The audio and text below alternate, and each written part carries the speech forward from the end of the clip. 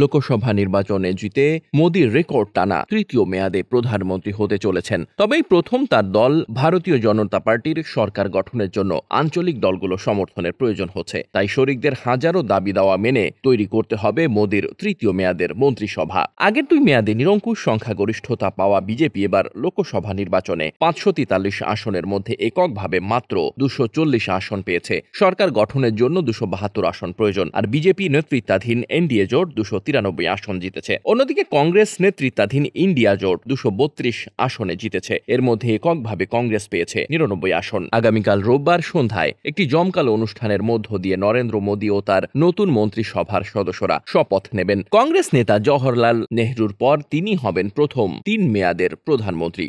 এদিকে মোদি চাপে পড়া সুযোগ কাজে লাগিয়ে একাধিক মন্ত্রণালয়ের দাবি তুলে বিজেপিকে চাপে রাখছে এনডিএর অন্যান্য শরিক। তাদের শর্ত মেনে বিলি বন্টনে কি এবার বাংলার ভাগ্যে ছিঁড়বে পূর্ণ মন্ত্রিত্বের শিকে? এই প্রশ্নেই এখন সরগরম বঙ্গ বিজেপির অন্দরমহল। দিল্লিতেও এ নিয়ে জোর আলোচনা, তবে এখনই খোলাসা করে কেউ কিছু বলছেন না। যে 4টি জোটের সমর্থন বিজেপির সংখ্যাগরিষ্ঠতায় পৌঁছানোর জন্য সবচেয়ে বেশি গুরুত্বপূর্ণ তারা হলেন এন চন্দ্রবাবু নাইডুর টিডিপি, যারা 16 আসন জিতেছে, নীতিশ কুমারের জেডিইউ, যারা 12 আসন জিতেছে, একনাথ শিন্ডের শিবসেনা, যারা 7 আসনে জিতেছে, এবং চিরাগ পাসোয়ানের লোক জনশক্তি পার্টি রামবিলাস, যারা 5 আসনে জিতেছে। আর এ কারণেই মহারাষ্ট্রের মুখ্যমন্ত্রী একনাথ শিন্ডের শিবসেনা গোষ্ঠী এবং চিরাগ পাসোয়ানের এলজেপিও মোদির নতুন মন্ত্রিসভার প্রধান কেন্দ্রবিন্দুতে থাকতে পারেন। এদিকে এবারের লোকসভা ভোটে বিজেপি পশ্চিম বাংলায় জিতেছে 12টি আসন, 19-এ যা ছিল 18। সেই সময় 2-4 জন সংসদ ঘুরে ফিরে কেন্দ্রীয়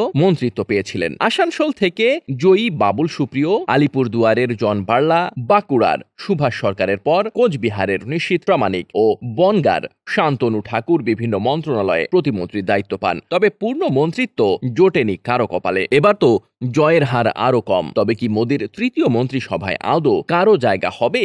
জয়ী বিজেপি প্রার্থীরাও এ বিষয়ে ঘোর সংশয়ে। দিল্লির রাজনৈতিক মহলে গুঞ্জন পূর্ণমন্ত্রী নয়, তবে সর্বোচ্চ 3-4 জনের ঠাঁই হতে পারে মোদির ক্যাবিনেটে। সে তালিকায় থাকছে তমলুকের জয়ী প্রার্থী ও সাবেক বিচারপতি অভিজিৎ গঙ্গোপাধ্যায়, আলিপুরদুয়ারের মনোজ টিগ্গা, রানাঘাটের জগন্নাথ সরকার, বনগাঁর শান্তনু ঠাকুর, রয়েছে বিক্ষুব্ধ সৌমিত্রী খাঁর নামও। এদের মধ্যে শান্তনু ঠাকুর আগেরবার জাহাজ মন্ত্রণালয়ের প্রতিমন্ত্রীর দায়িত্বে ছিলেন। ভুল প্রার্থী বাছাই, ভোটের সাম্প্রদায়িকীকরণ, আতঙ্ক এবং নেতৃত্বের প্রতি ক্ষোভে সব স্তরের কর্মীদের না নামা, বিদায়ী সাংসদের নিজেদের এলাকায় পর্যাপ্ত সময় না দেওয়া, সদ্যসমাপ্ত নির্বাচনে রাজ্যে ভরাডুবির পেছনে প্রাথমিক ময়নাতদন্তে এই ধরনের নানা কারণ উঠে আসছে বঙ্গ বিজেপি নেতৃত্বের কাছে।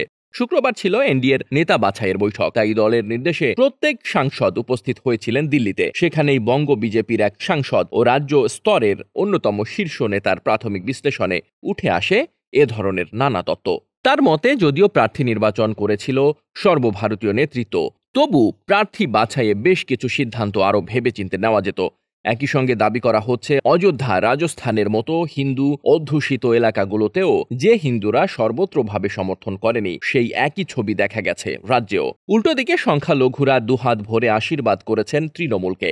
এছাড়াও রাজ্য বিজেপির দাবি, নিচু তলার কর্মীদের একটি বড় অংশ নির্বাচন প্রক্রিয়ায় নীরব ছিলেন। কারো ক্ষেত্রে কাজ করেছে তৃণমূলের আতঙ্ক, কেউ বা আবার আদিনব্য ও তৎকাল নেতৃত্বের ক্ষোভে কাজ করেননি। আবার বেশ কয়েকজন সাংসদ নিজেদের এলাকায় পর্যাপ্ত সময় না দেওয়ার ফলেই শূন্যস্থান পূরণ করে নিয়েছে তৃণমূল। নিজেদের ব্যর্থতার পাশাপাশি আরও একটি যে কারণকে পরাজয়ের কারণ হিসেবে তুলে ধরেছে বিজেপি, তা হলো লক্ষ্মীর ভাণ্ডার। যদিও এখনো এই প্রকল্পকে কটাক্ষ করতে ছাড়ছে না বঙ্গ বিজেপি। তাদের বক্তব্য, রাজ্যের অর্থনীতির যা হাল, তাতে এই 1000 টাকাই অনেক সংসার চালানোর জন্য বিশাল ব্যাপার। তার উপর আবার একসঙ্গে 3 মাসের টাকা পেয়ে যাওয়ায় এবং তৃণমূল ক্ষমতায় না এলে এই রোজগার বন্ধ হয়ে যাবে, সেই আশঙ্কাতেই তৃণমূলের পালে হাওয়া লেগেছে বলে মনে করছে বঙ্গ নেতৃত্ব। Desk report, বার্তাবাজার।